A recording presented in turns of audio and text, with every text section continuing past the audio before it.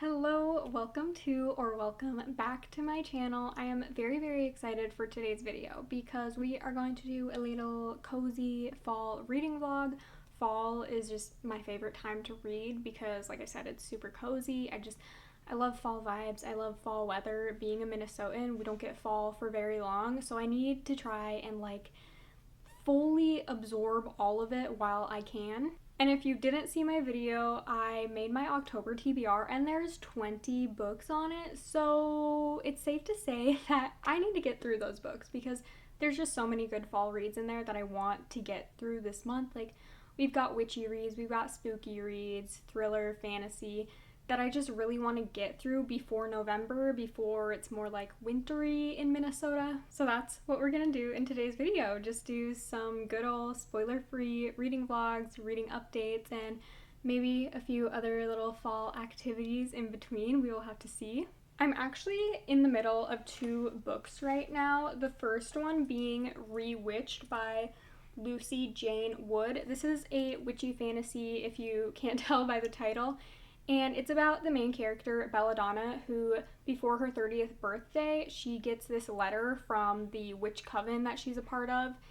And she basically gets this letter saying that, hey, for your 30th birthday, you're a witch, and just like any other witch before you, on your 30th birthday, you have to go through these trials to prove to the coven that you're still worthy of being a witch. This usually isn't a problem for any witches. They usually pass these trials with flying colors, but Belladonna is a little bit of a special case because for the past several years, she hasn't really embraced her magic, her witchy side, and she's kind of ashamed of it in a way just because she's seen other people in her life talk negatively about magic. So it's kind of difficult for her to be able to pass these trials. She hasn't really been practicing magic. She hasn't been reading up on it. She just hasn't been doing her witchy studies, I guess you would say. So she has the month of October to basically prove herself to this coven that she is still worthy of being a witch.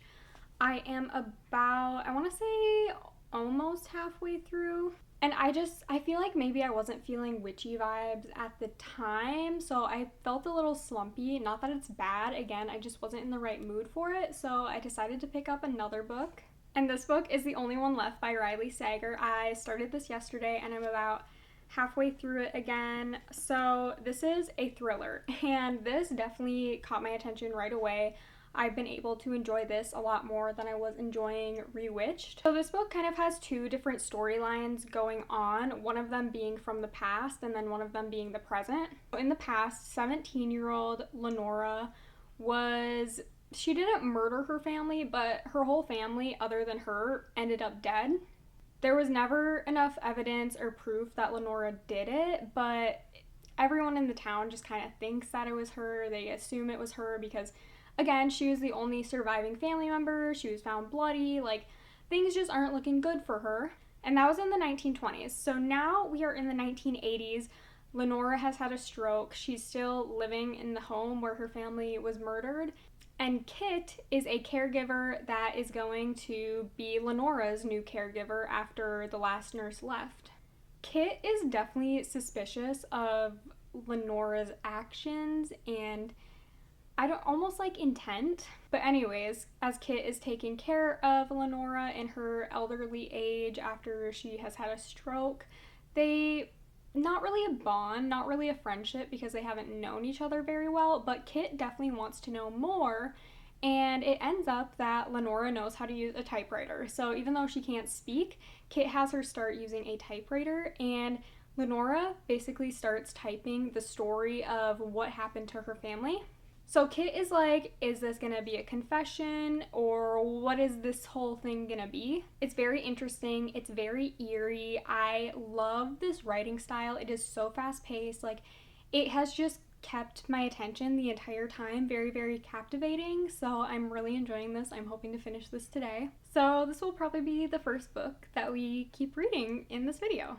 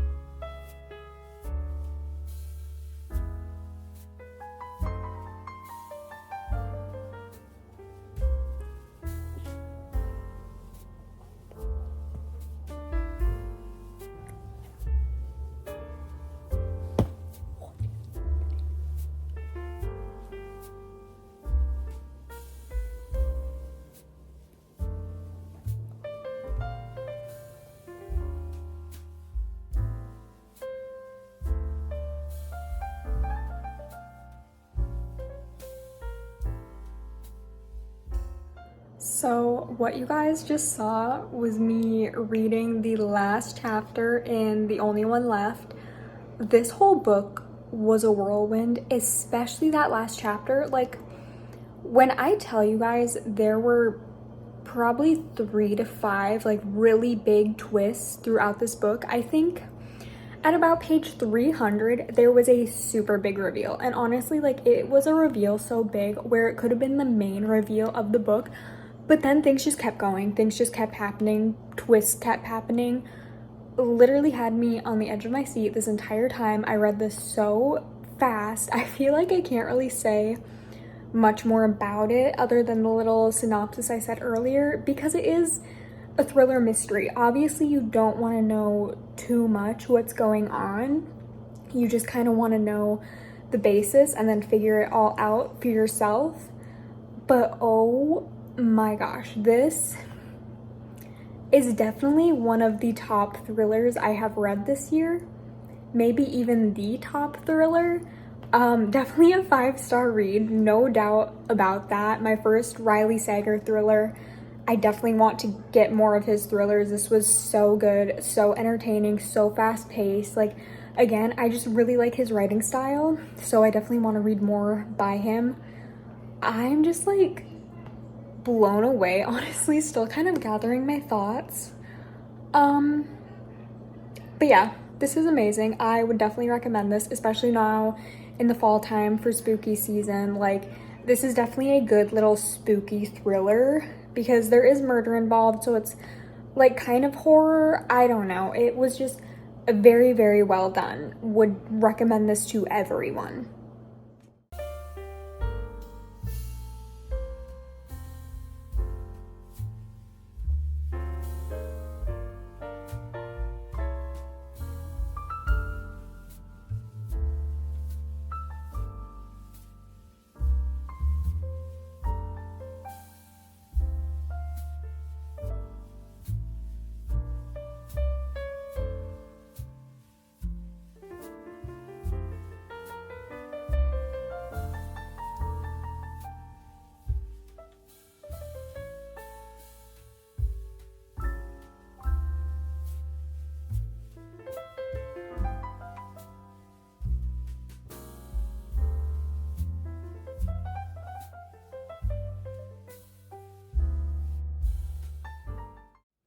Hello, it is the next day. It's been just like a really slow, chill morning, which it's Saturday, and like, who doesn't love a little slow, chill morning on the weekend? I woke up way too early for a Saturday, but then I just kind of laid in bed for a while, eventually got up, like did my skincare, all that jazz. I made some coffee.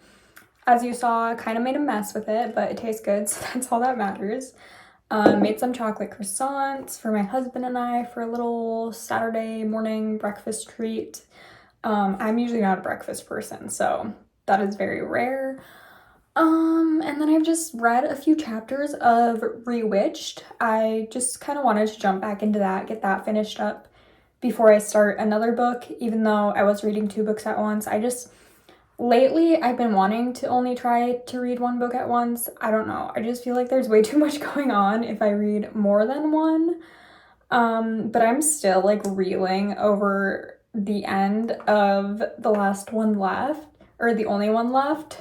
And I just like cannot express how good that book is. And I literally want to go and start over to pick up on any clues that there might have been sprinkled throughout the book. I don't know. I know readers out there can relate. So like, I very much want to do that. But right now, I'm just getting it ready.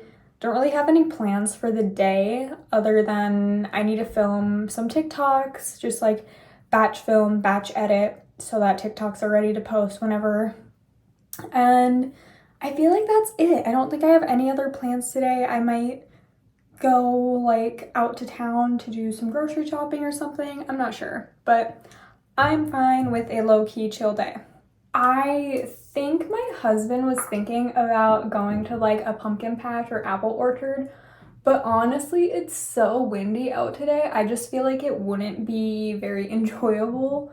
So I'm not really sure when we would go, maybe tomorrow if it's nicer out, but yeah, I feel like today is just so windy, which like that would have been a fun fall festivity to do in today's video, but it's okay if we just like stay in and chill and read instead.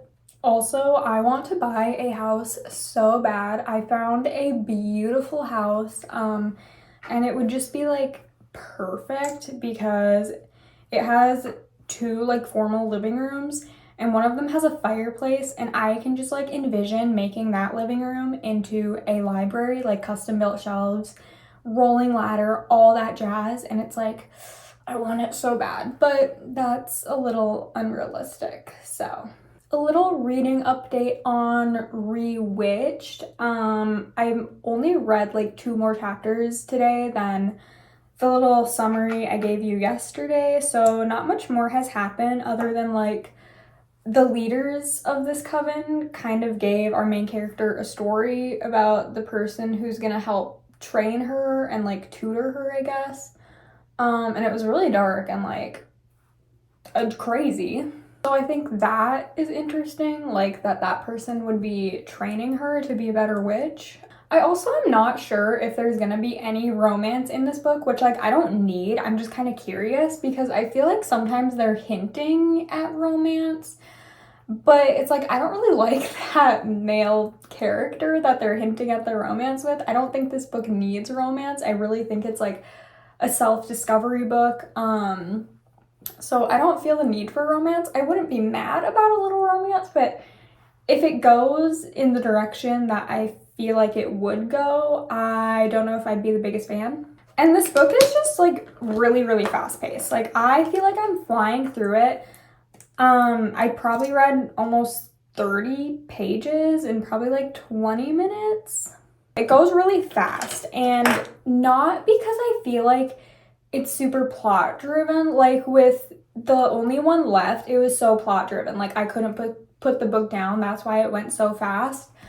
But with this one, it's just like the writing is so simple and easy to understand. That's why it goes so fast, which I'm pretty sure it's adult fantasy. So I'm always a little bit more shocked when adult fantasies seem to go so much faster than even like some YA fantasies. Like I just read An Ember in the Ashes and The Prison Healer, and I feel like this adult fantasy is going so much faster than those YA fantasies were, just because like it is more simple writing. It's an easier world to understand. Like, I don't know if that makes sense. Like, I'm enjoying the book. It's a cutesy little read. Do I think it's anything incredible and like life-changing at this point? No, which is fine. Like it's supposed to be a fun little witchy read. Obviously I think I'd enjoy it this time of year rather than any other time of year. Like if it was spring or summer or something right now, I don't think I could pick this book up and enjoy it as much, but since we are in the season of witches and spooky stuff, like it's just very fitting, and it's just really fun to kind of put yourself there.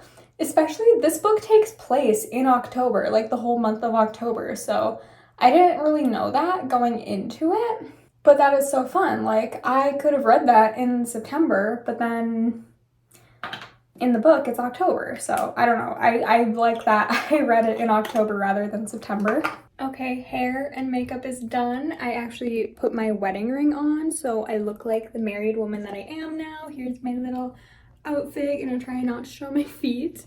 But yeah, I'm probably just gonna go read for the time being until something else comes up and I have to go do that. So I'm gonna go read.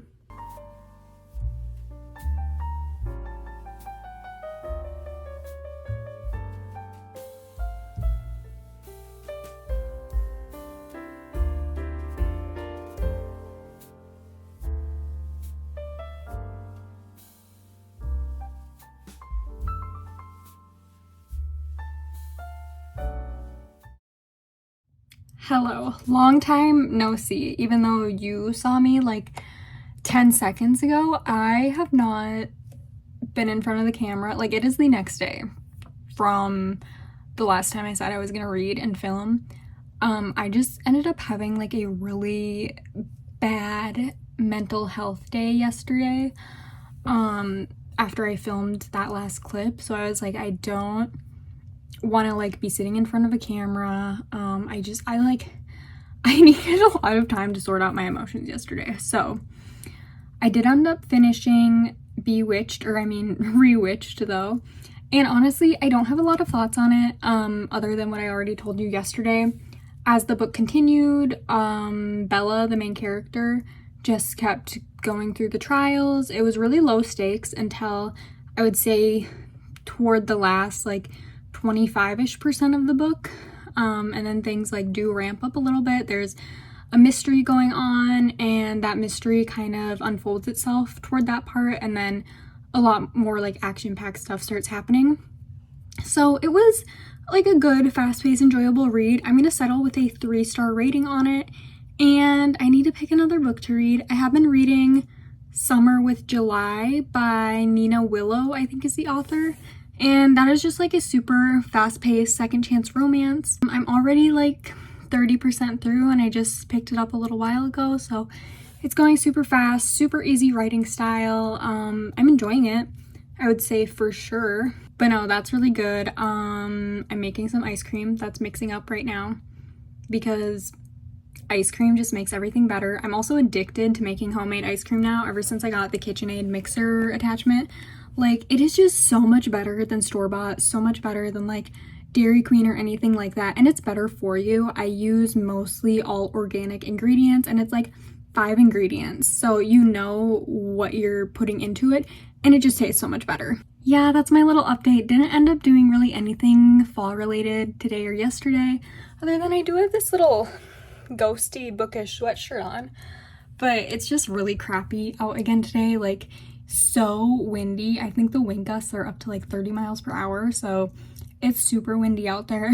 And then it's also a little chilly. Like, I just don't think I would enjoy being outside today, so hopefully the weather is a little bit nicer these next few days. And I'm probably gonna go pick out a physical book to read because, again, I'm reading on my phone, so.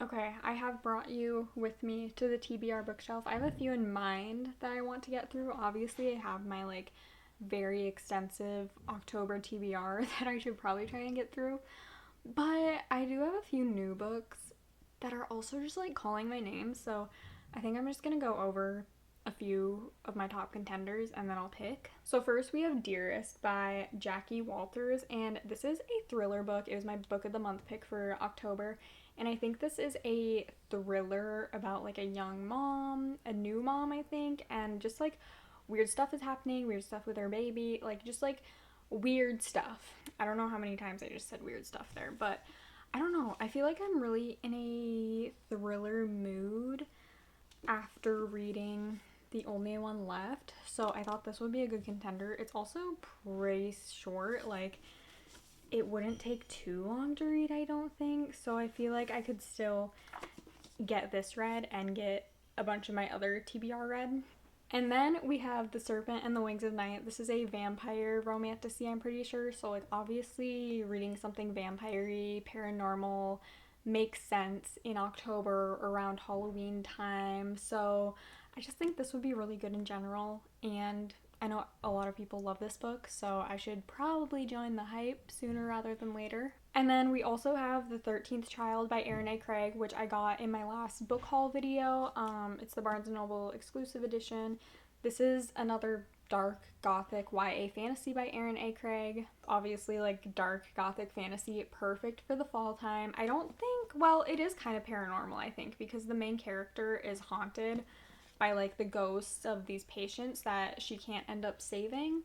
So it's kind of paranormal-y fantasy, so obviously that would be good in October as well. So I just feel like I have so many good contenders for October. It's hard to choose what book I want to read next, which I made a TBR for this reason, when there's like so many books that I want to read but I can't choose, but these are definitely like the 3 that I'm most interested in right now. Okay, I made a decision. I'm gonna go with Dearest just because, again, I feel like I am in a thriller mood after I finished The Only One Left, and I am also reading this romance on Apple Books right now. Well, yeah, it is technically a romance. So it's like, for The Serpent and the Wings of Night, I know that is a romantasy. So obviously it's very romance driven as well as it is fantasy. So it's like, I don't know if I want to be reading two kind of romancy things at the same time. And then for The 13th Child, I have no idea if there's any romance in it. Usually Erin A. Craig books have like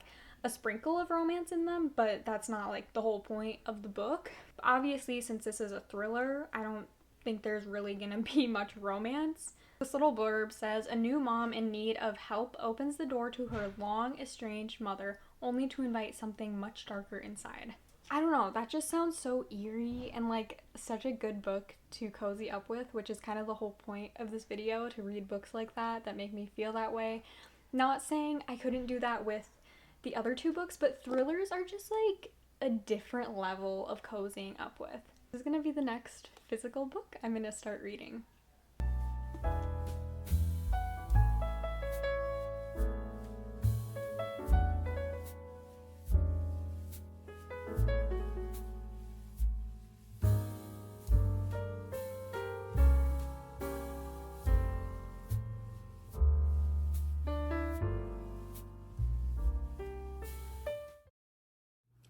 Hello, I was just getting ready for bed, but I wanted to pop on here with a quick little reading update because I did just make it to part 2 of the book in Dearest.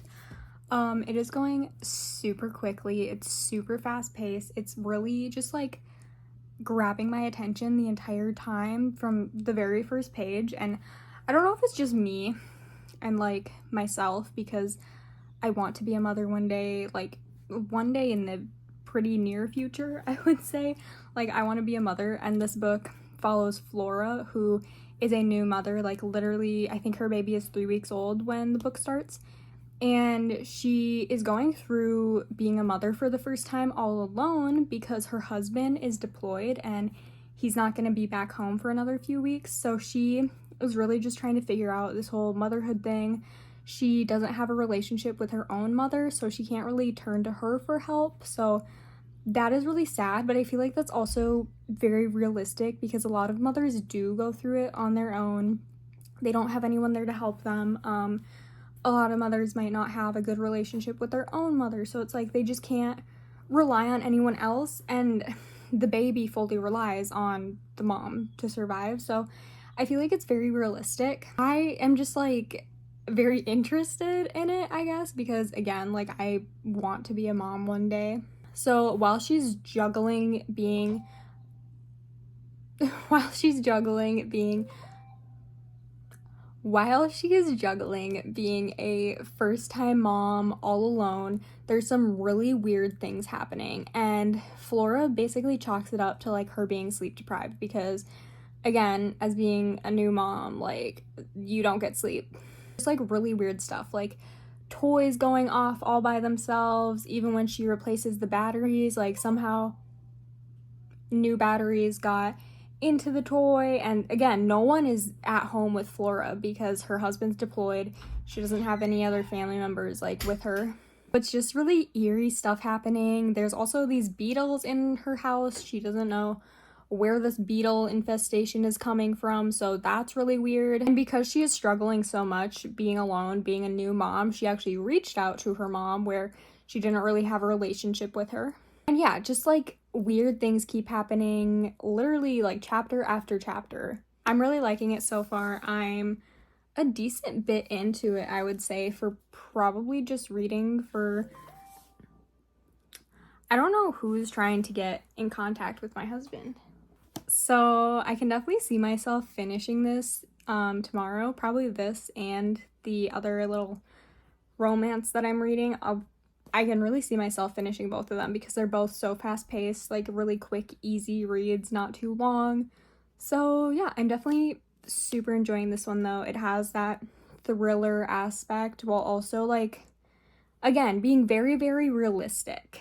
Well, there is one part that's maybe like a little unrealistic, but also I've never dealt with it, so I don't know, but I don't want to say anything because I don't think Not really mentioned in the synopsis, so I'm not going to say anything to it, but it is introduced probably like 30-ish pages in the book, and I'm on page, I don't know, 50 something, 60 maybe.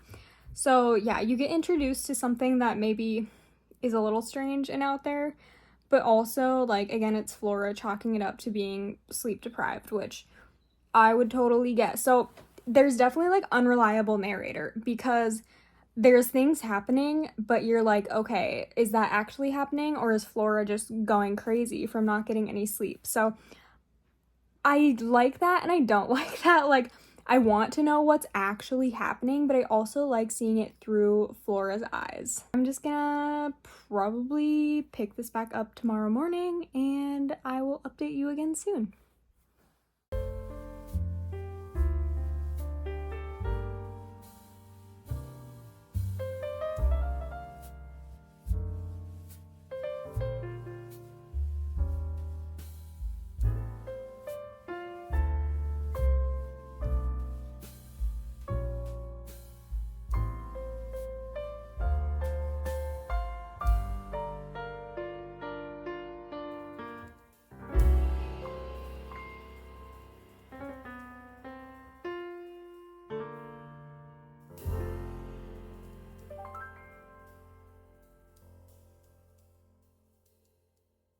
Hello, it is actually the first time I am sitting in front of the camera actually talking today. I filmed some clips of me like reading and like reactions, but I haven't actually talked to you guys today, and it's almost 8 o'clock at night, I think, so I was just a little bit busy today. I was filming for TikTok and then like edited those videos. I actually did some like house stuff, like I went and toured a house. So that just like kind of came out of nowhere. I was not expecting to do that today. So I feel like a lot more unexpected things happened today. And then my husband and I kind of had to sit down and like talk about that stuff that just kind of sprung upon us today. So I haven't like talked to the camera, but I did end up finishing my two reads that I was reading, which was Summer with July and then Dearest, which I started both of them yesterday, I'm pretty sure. They were both around the 200, 300 page mark. Like, Summer with July was like 260 some pages, and then this one was like 290 some pages, so both under 300 pages, and they were both really good, and honestly, like, both gave off the single mom vibes, because in Summer with July, I'm not going to talk about that one too much in depth just because it's not really a fall book and I am trying to focus on fall books, but I did really end up enjoying Summer with July. I think I'm going to land on a 4.5-star rating with it. It is by an indie author, Nina Willow. And it's following July, who is a single mother, and it's a really, really sweet second chance romance. Like, really delves into motherhood, family, friendships, like probably one of the sweetest books I've read. So I really enjoyed it. It was super fast paced, really kept me entertained. And then Dearest, I say this one's kind of also a single mom, because in this one, the main character is a new mom and she kind of has to do it alone for a little while because she doesn't have her family, she doesn't have her husband. So it's just kind of funny that I read about like two mom books, I guess. I think the last clip that I filmed of myself reading this one was around the halfway mark, and there was a huge twist. Like, literally did not see that coming whatsoever. This is really just like a psychological thriller to its core. Like, you as the reader don't really know what is truth and what is not. I really love that for it. It really gives me off like Don't Worry Darling or Blink Twice, like those psychological thriller vibes, because you don't know what's happening. Creepy, super eerie, like a paranormal aspect to it almost. I will say, like, toward the end, it did kind of drop off for me. Like, there was just some really outlandish stuff happening, which, like, I don't know. Maybe if this was more classified as, like, a paranormal book, I don't know. I think I'm gonna land with a 4-star rating because I was really, really enjoying it. Probably up until the, like, 3/4, 2/3 way point where, again, stuff was getting like really, really weird, like a very, very, very unrealistic. I was like, I don't know if I'm vibing with that as much, but it was still super good. It still kept me on the edge of my seat. Like, I could not put this book down. I just needed to read the next chapter to find out what was going to happen. So I would definitely recommend this, especially for the fall time, if you want like a paranormal psychological thriller. And my next book that I am going to choose is The 13th Child by Erin A. Craig. I know I'm not really getting to any of the other books on my physical TBR other than the new books that I got, but I'm just so excited. I love Erin A. Craig so much, and this one's gonna be kind of ghosty. I think that's really fun for the fall, so the next clips, I guess, will be me reading this. Also, shout out for my cute, like, ghosty, bookish sweatshirt.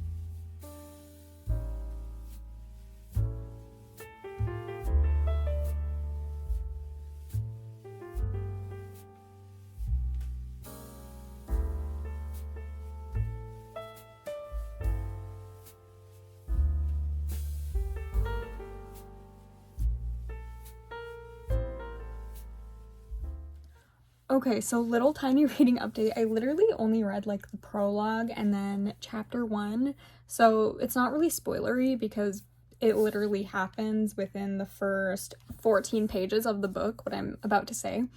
But this is so sad right off the bat. Like, Hazel is the 13th child in this family, and right when the mom is pregnant, the dad is like, another kid? How could you let this happen? Like, as if he literally didn't have a role to play in it. Like, sir, the audacity of this man already, I can just, like, tell I am going to hate the dad in this book. I'm probably going to hate both parents because they're both like, we need to get rid of this kid. We can't have another kid. And it's like, excuse you, be responsible if you don't want another kid. Like, I just cannot with them. But, like, the dad, I definitely hate more than the mom already. I can tell that.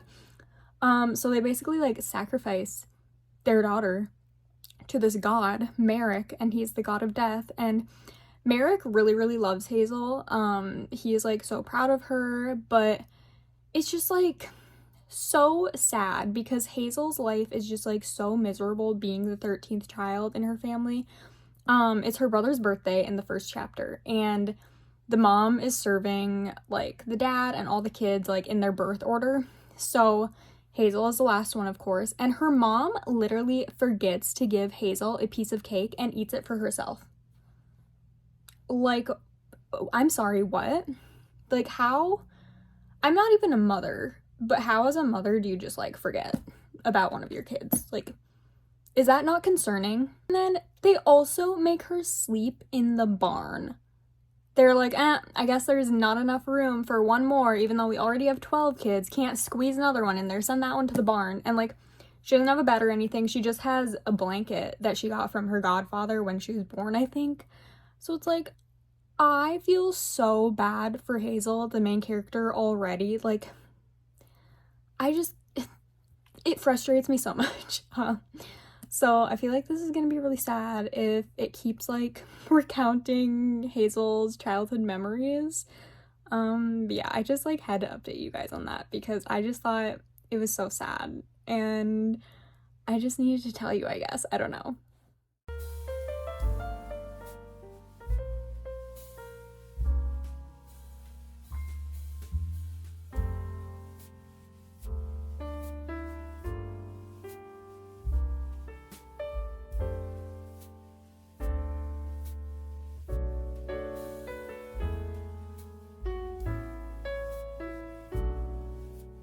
Hello, it is the next day.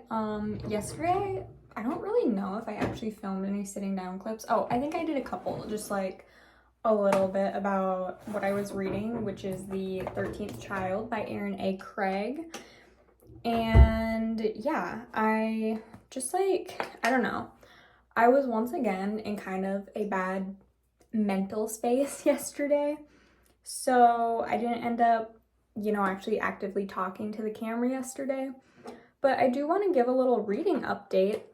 on the 13th child. I'm about 150, 160 pages in, and it is about a 500-page book. And, you know, I feel like that's a really good chunk. That's what, like 30-ish% through? I don't know. I can't do mental math that fast.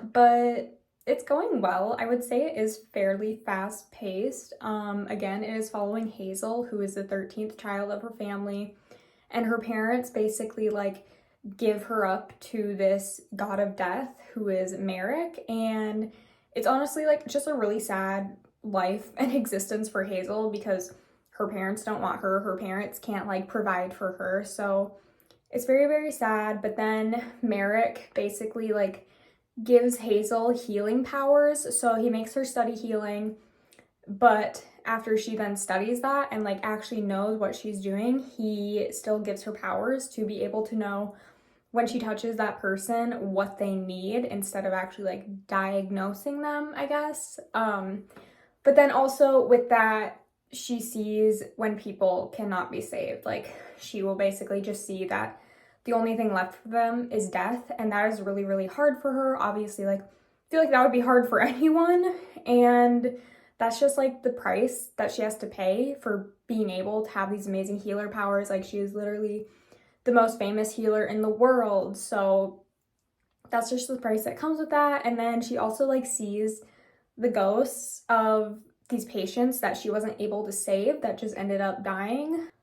I will say it is like slowing down a little bit right now. Like the first part of the book was really just going through her childhood, what that kind of looked like, and then going to learn this healing stuff and starting to heal people at a very young age. I think she's 13 when she starts this like healer profession. So obviously very, very young. Yeah, I'm not really sure where the story is gonna go from here because like I said, I'm only on page 150 out of 500. So it's like, what else is gonna happen? What is really gonna be like the main plot of this book? Because I feel like there's got to be something big that comes up, but it's just like I have no idea where it's going.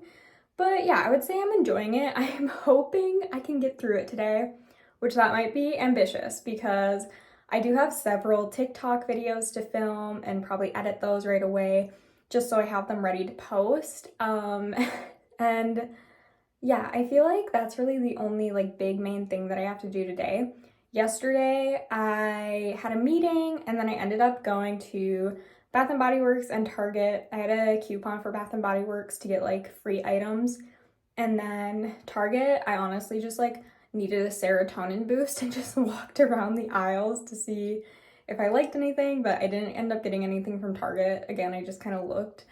But yeah, I'll show you what I got from Bath & Body here in a minute after I get ready. And you guys, I'm already trying to figure out what my next read is gonna be because like you know, I have a very, very ambitious October TBR, like so many books that I want to read, and I already know I'm not gonna be able to get through all of them, which is fine.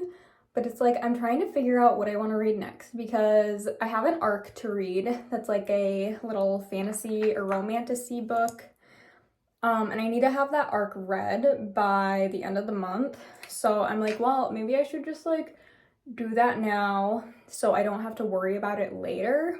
Also, I'm starting a book club podcast with my sister-in-law, and it's like, should I get that book done? Because that book I really want to like deep dive into and annotate, but I just like I don't know if I'm really feeling either of those. And obviously being a mood reader, like you need to read what you're in the mood for because otherwise it will put you in a slump. Like I have done that to myself so many times.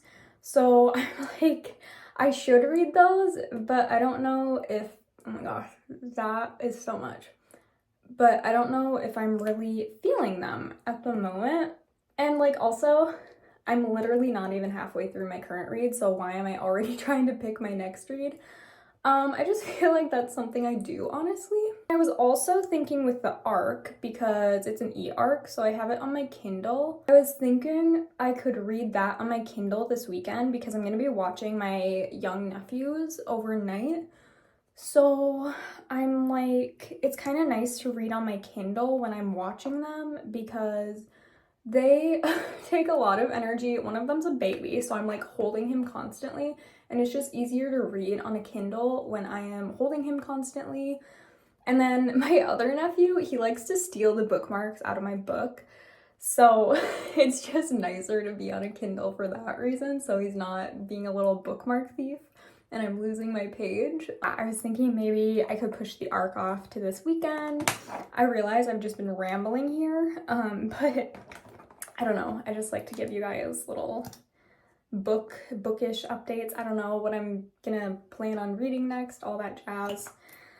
But yeah, I just wanted to get a little bit semi-presentable today since, like I said, I'm going to be filming a lot of TikToks. Obviously, like, I could go on TikTok, not do anything, and nobody would care, but it's honestly for my own self-esteem.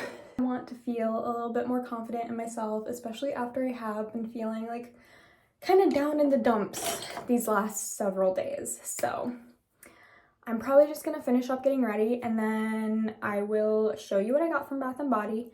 And then I'm literally gonna probably read for a few hours and then I'll probably post, or not post, but film those TikToks in a few hours and then probably read for the rest of the day. Okay, it is actually a few hours later, I think, or at least a while later. I actually haven't even read yet.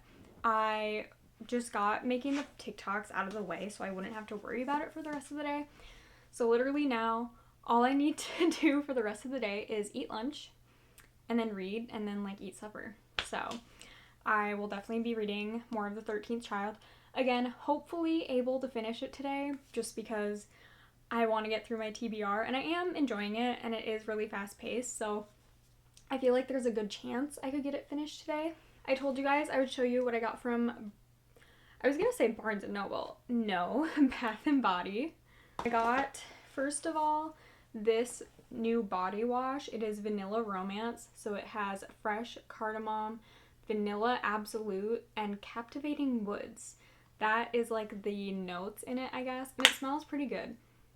I don't know, I just thought it would be like a really good vanilla-y scent for the winter time. And I got 2 candles. They had some of their Christmas candles out already, and I love Bath & Body Works Christmas candles, and I'm pretty sure this is a new scent this year, but it is chocolate covered orange, and I love chocolate covered oranges. Like, they're so good for no reason, and this just smells exactly like them. So when I smelled it, I was like, yeah, this is a need. So I'll definitely be saving this for December. The other one I got, I'm pretty sure it is part of their fall collection, but it is cherry almond shortbread. Super cute. It has a really cute top on it, and again, just smells so good. Like, this one I feel like would be so good for November. I'm definitely a candle girly. Candles just like really set the fall mood for me. Like, I need to burn a candle that is specific to that season. Like, I can only burn fall candles in the fall or use like fall wax melts in the fall. I can only burn Christmassy or like wintry scents in the winter, which I feel like is a lot of people, but also a lot of people don't care. But like me, I care. I cannot burn a candle that's not in season. I am probably just gonna read here for the rest of the day, so that's what you'll see, and I will update you if there's like any major reading updates in the book.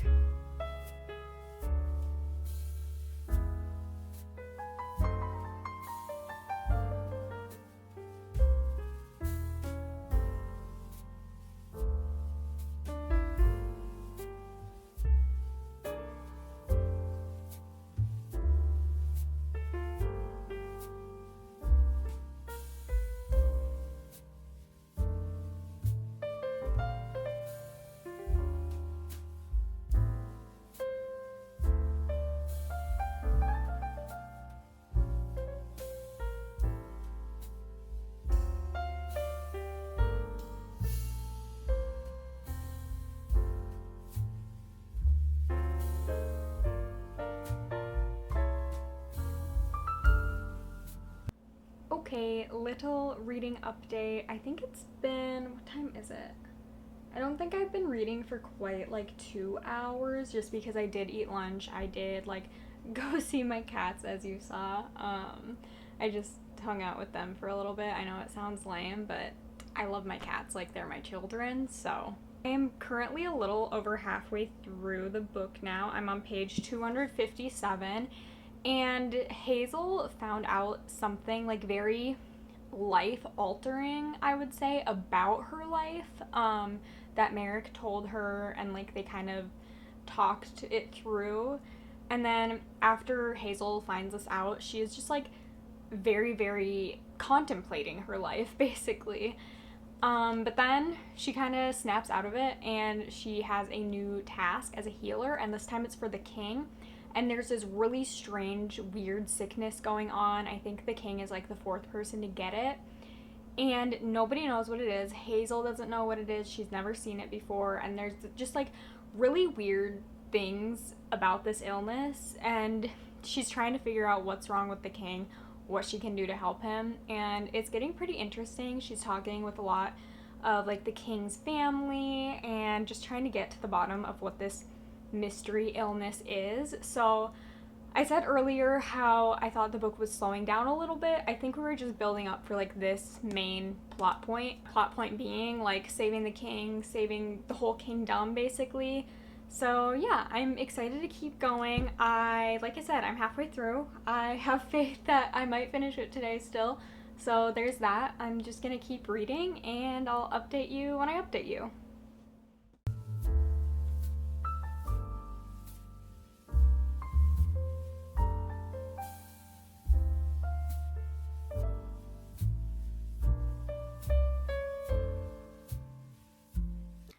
Hi everyone. I apologize for this little setup I'm doing right now.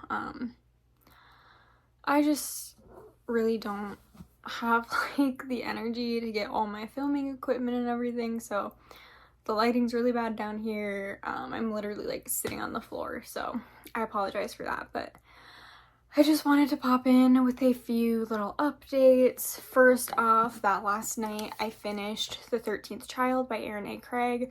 My husband and I went to his grandma's house, so I ended up actually reading this on the car ride there and finishing it up.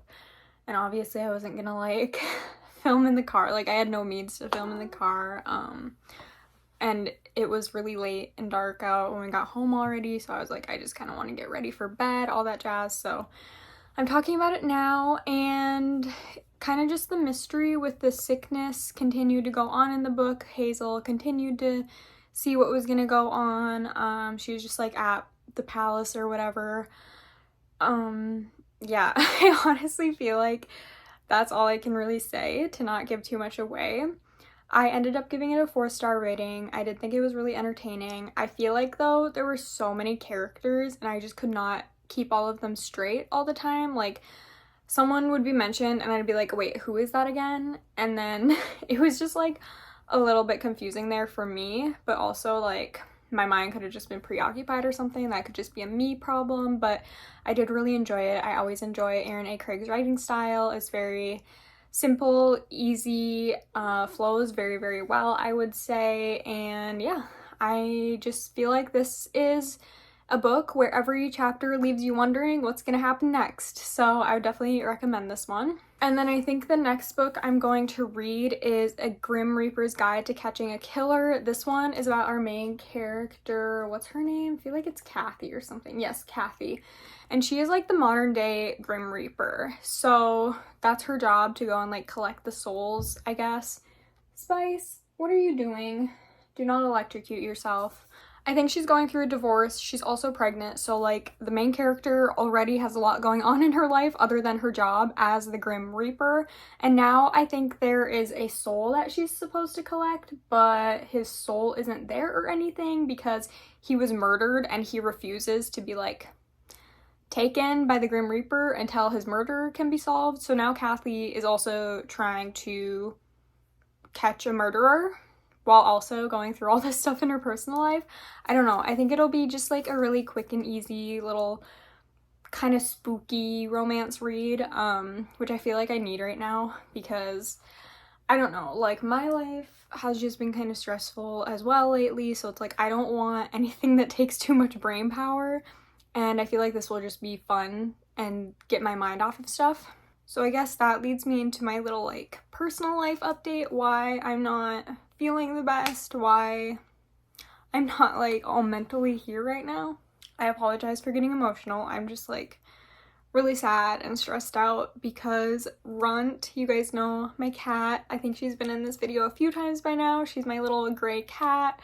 And I think she was in another video of mine recently. She has always had health issues. Basically, she was born with a really bad eye infection, basically born blind because of that. And she's just had other health issues that stem from her birth. Again, long story short, we tried a bunch of different treatments and medicine for Runt to save her eyes, and nothing really ever helped. The vet said she was probably just in more pain with us trying to save her eyes. So I think when she was about 9 months old, they suggested we just get her eyes taken out because there was really no hope to save them and she was just in pain. So that's what we did, and she has been like the happiest cat, pain-free, and it never really affected her much because she was blind to begin with. So taking her eyes away didn't affect that, obviously, and now she's not in pain. She is seriously just like the happiest, sweetest kitten. She gets around great. People always feel bad for her at first when I say like, oh yeah, we have a blind cat, she doesn't have eyes. But it's like, she is so spoiled, so there's really like no, oh poor cat, like she's fine. I swear. She does have other health issues that stem from her birth and just like not growing properly when she was a kitten. She has a lot of like digestive issues. She actually has a special like medicated food that she is prescribed. We have other medicine that is prescribed for when she has flare-ups of like throwing up really bad. And the past few days she has been throwing up, and usually she throws up after she eats food, and that's always what she throws up, but now it's like she won't even eat, so she's throwing up this like mucusy stuff. I don't even know how to describe it, but she can't keep anything down. She can't keep water down. She can't keep her medicine down. So it's just like really scary. We don't know what's going on. So I brought her to the vet this morning. The vet can't see if there's like something obstructing her intestines other than like cutting into her. And obviously they don't want to do that unless it's the last resort. So she's just at the vet right now. Again, I'm sorry for getting emotional. It's just like my pets are my babies. So the vet doesn't really know what's wrong with her, but they're gonna keep her there for a few hours today just to give her fluids and some other shots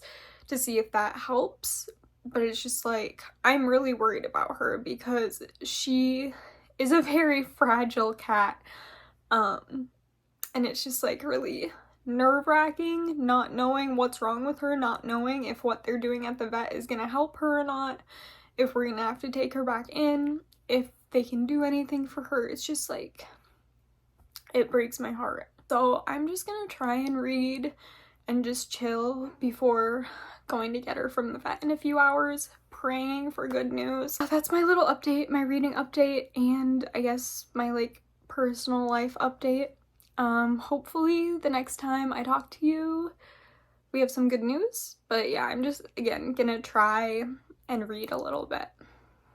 Okay guys, I apologize. I'm already back for an update. I'm literally on page 2 of the book. I feel like I was under the impression that it's like a kind of a paranormal romance or something because I'm a part of the Berkeley Romance Influencer group, and that's where I got it sent from. So I thought it was supposed to be romance, but now I'm under the impression that it's like more of a cozy mystery. Again, not like 100% sure about that. But yeah, I apologize. I don't think there's really supposed to be any romance unless it's with her ex-husband or something. So just wanted to pop in and update you on that because I think it's just supposed to be more like a cozy mystery that we're trying to solve throughout the book. No romance.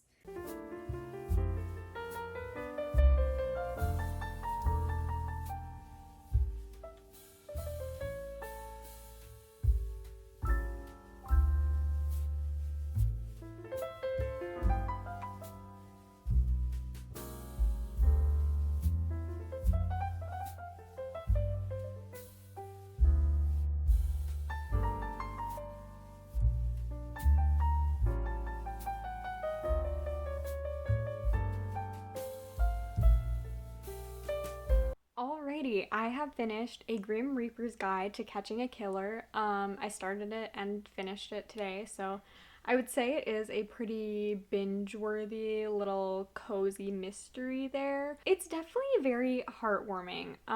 Like I said earlier, it follows Kathy, and she is this modern-day Grim Reaper. She collects souls to then, like, I don't know, just send them to the afterlife after somebody dies.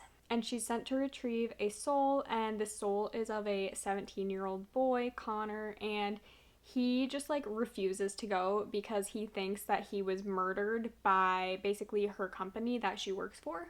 So Kathy is like, let's get down to business, let's figure out what really happened so that we can get your soul like safely transferred to wherever it goes. I think it's 45 days that they have to basically like collect the soul and get it turned in. So that's Kathy's current mission, and like I said earlier again, she is pregnant with her ex-husband's baby. Or not ex-husband yet, they're like in the process of getting divorced. She just has a lot going on in her life. She feels like she won't be a good mom just because she is older. She's 42 years old. She doesn't really like seem to have her life figured out, and she just feels like she won't be able to be the mom that she wants to be for this baby. It was very sweet. I really liked Kathy and Connor's dynamic. They kind of had like that mother-son dynamic going on, and they have like this really close bond that they're able to create throughout these 45 days that they are working together to figure out this case of Connor being murdered. Really high stakes. Like, if they don't get his soul like turned in, he will basically just be a ghost wherever he died or lived, and that is not what we want in this world. Like, I don't think there was a case of having a ghost in like over 100 years in this book, because Scythe is the company she works for, and they're just like really good at their jobs, making sure that souls get turned in so they can't turn into a ghost. There is a hint of romance in it that's definitely not like a major plot line. Like, I would definitely say this should be categorized as a cozy mystery book.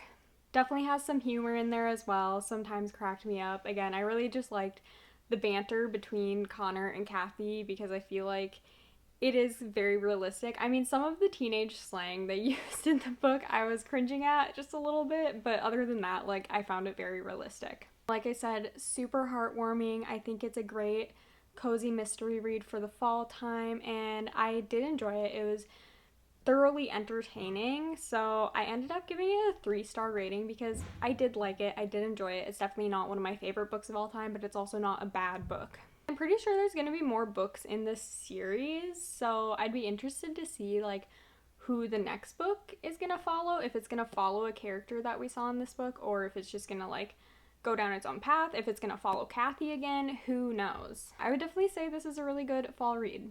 And now I think the next physical book I'm going to read is Love and Other Conspiracies by Mallory Marlowe, and this more so is going to be a romance for sure. I know I thought A Grim Reaper's Guide to Murder was going to have a little bit more romance in it. That's why I picked it up. I was like, oh, fluffy little romance palette cleanser, but it definitely was not that. So I know this one's definitely like a paranormal fun romance, so I think I'm going to pick this one up next because I do plan on reading more of like a heavier fantasy book on my Kindle, so I definitely want to have this one to like mix it up a little bit. Definitely sounds like a cheesy little rom-com with paranormal beings. Super fun for the fall, and I'm pretty sure this one came out recently in like August maybe.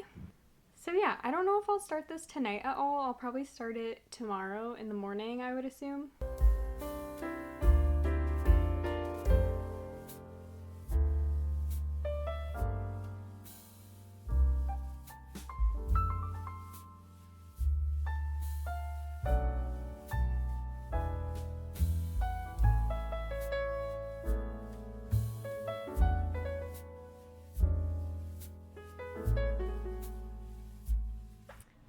Hello, I am just popping in here for a little update.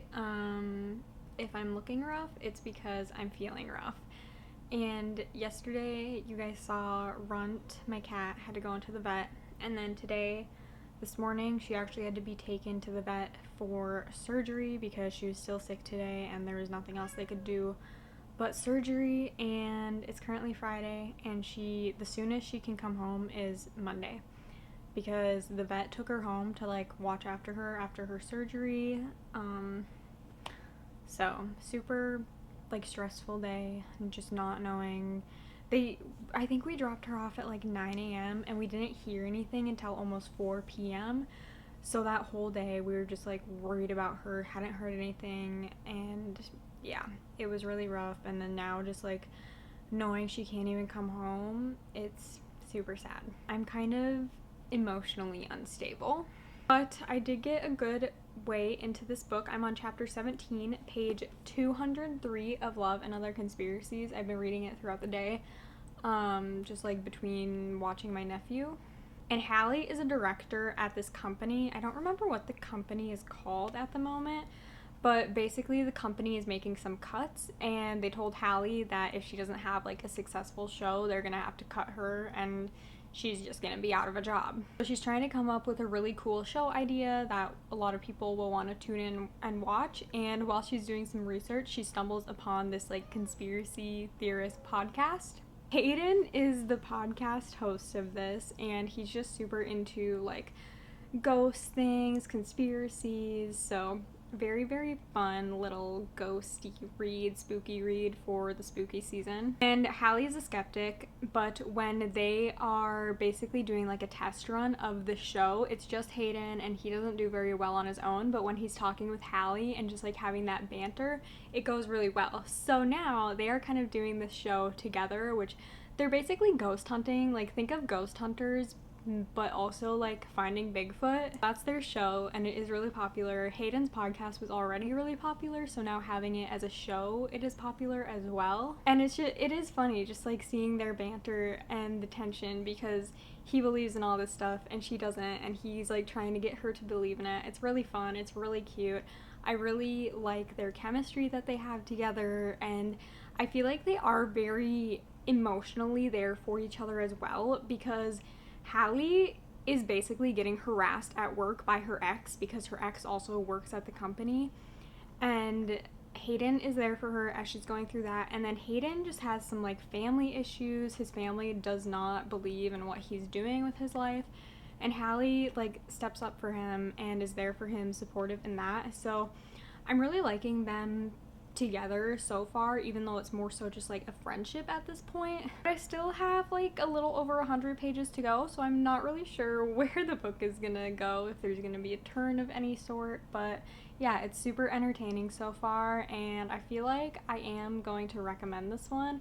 I mean, obviously I'll let you know when I finish it if I would ultimately recommend it, but at this point in time, I feel like it's definitely a book I would recommend.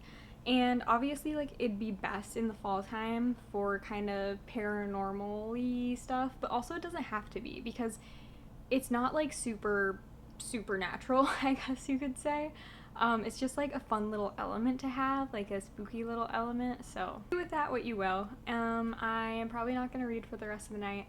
We'll see if I can get this finished tomorrow, but tomorrow might be a busy day. But yeah, just thought I would hop on with a little update about everything.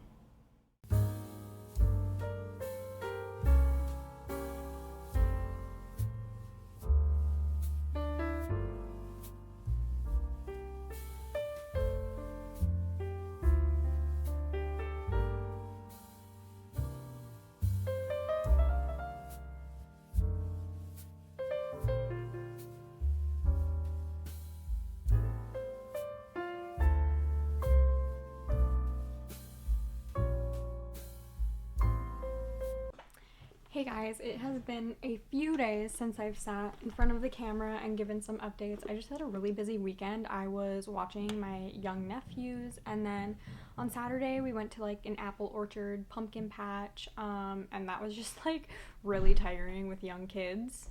And yesterday was more of just like a chill day at home. I got some reading time in, I made some apple crisp, so it was just a chill, cozy Sunday. We're still waiting to hear about Runt. She was with the vet at his home all weekend. He was monitoring her, taking care of her after her surgery.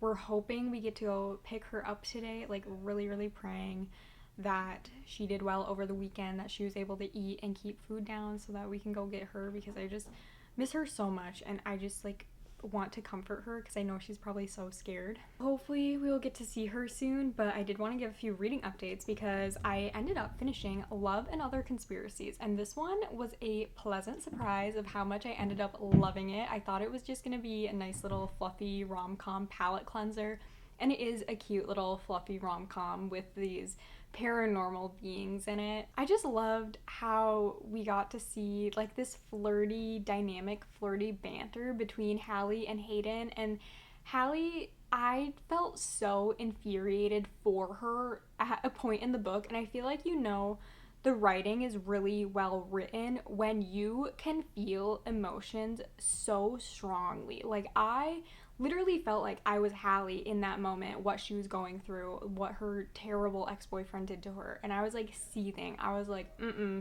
I cannot. And Hayden is just like a cinnamon roll of a man. I love him so much. This was super fast-paced, super entertaining. Again, I love the flirtiness between the characters. It was so fun and cute. I'm kind of between a 4 and 4.5 star rating. I wouldn't say it's quite a 5. I think for it to be a 5, I would have loved to see more of like the paranormal-y aspect in it, just because it's just kind of mentioned throughout the book here and there. You don't get to see Hallie and Hayden on these adventures as much as I would have liked to see, but it was still super good. I would highly recommend this one. And then I started reading like a higher fantasy book, or romantasy actually. Heir of Stardust and Secrets. I have it on my Kindle, and this one is about our main character, Nyleria, who basically she just lives in this village. She was kind of deemed cursed when she was born because she had a twin, and that twin did not survive to birth. She's just been kind of like thrown out by her family. Not thrown out exactly, but definitely not like well respected by her family. But then the king of these human realms finds her, and he is like, you have something. You have like a magical power that we need to defeat the Fae Kingdom in this war that's going on. He takes Nyleria with him, and they're trying to create this like spark in her that is basically the magic they would need. I am 56% in. I have about 3 hours left of the book, and I would say it's going pretty well. It's very, very fast paced.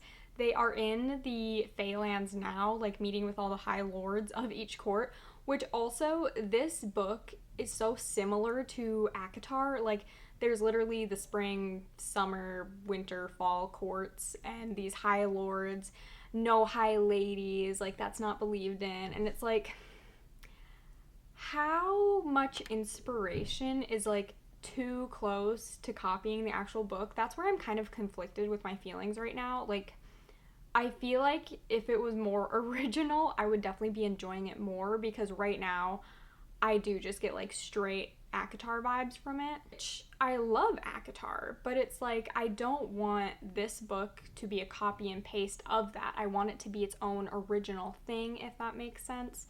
But I mean, I'm still enjoying it. It's not a bad book. I just wish, again, they would have been a little bit more creative with their own world instead of totally copying ACOTAR. I'm probably just gonna finish reading this one up, and then I think this is the last book I'll read for today's video, because it's been a little over a week. I've read several fall books now, gotten through a lot of books on my fall TBR. So that was really the point of this little reading vlog. And then my next reading vlog, I think, is going to be reading witchy books. So that's also super fun for the fall time. And I just have a ton of witchy books that I want to get through on my fall TBR. I thought a little romantasy would be fun for the fall as well. So that's what we're currently reading, and I'm gonna go read some more.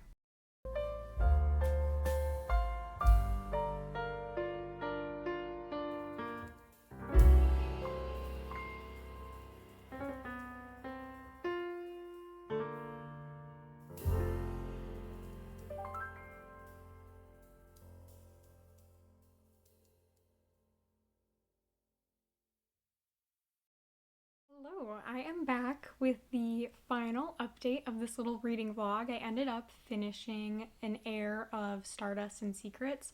That was the arc that I needed to read by the end of the month. And honestly, you guys, like, this book just kept on following the main character and the king of the human realm, like, going to the different courts in the fairy realm, and honestly, like, it fell pretty flat for me. It was literally to the point of copying ACOTAR, where it's like they're stealing relics and stuff from other courts for this war. Like, does that sound familiar? I don't want to say too much just because, like, it would be very spoilery, but it is a little bit spicy, a little bit steamy. The romance that's in it, I didn't really feel a connection between the characters. I have a feeling that in book 2, the romance is going to be with a different character, and that character makes much more sense. Like, the connection that the main character has with this other character is just so much better.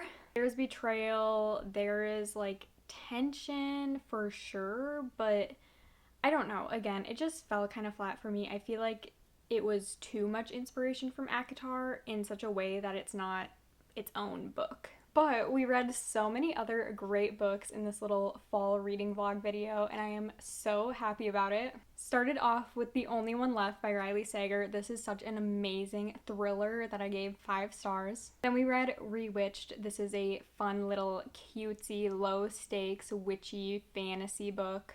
Dearest by Jackie Walters. This was another really fun psychological thriller with some paranormal aspects in it that I gave a 4-star rating. The 13th Child by Erin A. Craig, kind of like a paranormal, dark, gothic YA fantasy. I ate this book up like anything else by Erin A. Craig and also gave this one a 4-star rating. A Grim Reaper's Guide to Catching a Killer. This is like a little cozy mystery with a tad bit of romance in it. Super heartwarming and just fun, gets higher stakes toward the end, and I think I said earlier I'd give it a 3-star rating, but I do think I'm gonna bump that up to a 3.5-star rating. Love and Other Conspiracies, a little paranormal rom-com. I love this one so much. Again, I'm kind of between a 4 and 4.5-star rating. And then An Heir of Stardust and Secrets, I am going to land on a 3-star rating. I had really high hopes for it as a romantasy, but it did just fall kind of flat, like I said. But I hope you enjoyed today's very long, extensive fall reading vlog. If you did, make sure to like and comment. Comment any other videos you want to see in the future, and please subscribe. It means so much to me. And I will see you in the next video. Bye!